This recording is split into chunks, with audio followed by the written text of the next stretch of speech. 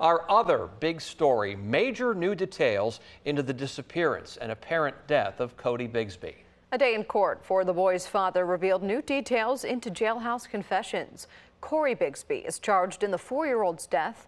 As a trial date is decided on, we're hearing new details into what Bigsby reportedly told jail officers about Cody's death and how he disposed of the body. 10 on your side's Kiana Patterson has the update from court. Kiana? Yeah, as we were in court all day listening to witnesses like former Hampton Police Chief Mark Talbot and several officers from the Hampton Roads Regional Jail. Now the judge will decide if those confessions will be used in the case that's set to start in March tomorrow morning around 9 o'clock. Now in court, several officers read a confession letter Cory Bigsby asked to write early in the morning on August 3rd, 2022. In the letter, he says he found Codi unresponsive. He says he then put Cody's body in a trash bag, placed that bag in his car for 3 days, and then buried his body. A jail supervisor says she turned on her body camera and asked Bigsby to write his own confession letter. That's where he echoed the same statement, adding Codi must have fallen. Now, the defense attorneys are skeptical of how the confessions were documented.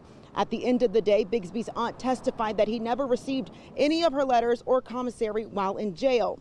And another officer testified a notebook was found inside of Bigsby's jail cell in December of 2022 around Christmas.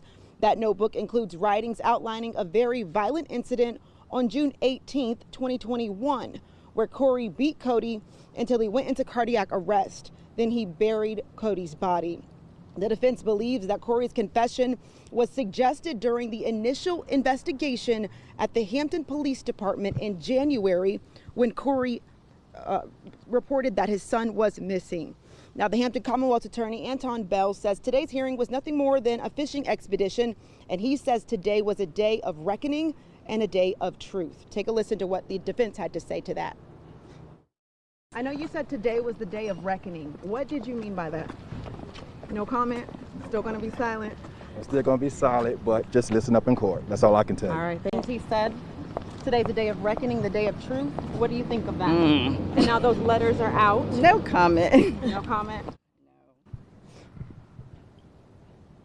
Now the judge ruled to allow Cory's now 6-year-old son to testify in the case by video instead of in front of his father in the courtroom. And that came after listening to a child trauma expert who'd interviewed the 6-year-old last month. Now, again, the trial is set to start in March, but tomorrow morning we will know if the judge will decide to use those confessions that we heard in court today. We also have copies of those confessions, and we will share those over on wavy.com. In Hampton, Kiana Patterson, 10 on your side.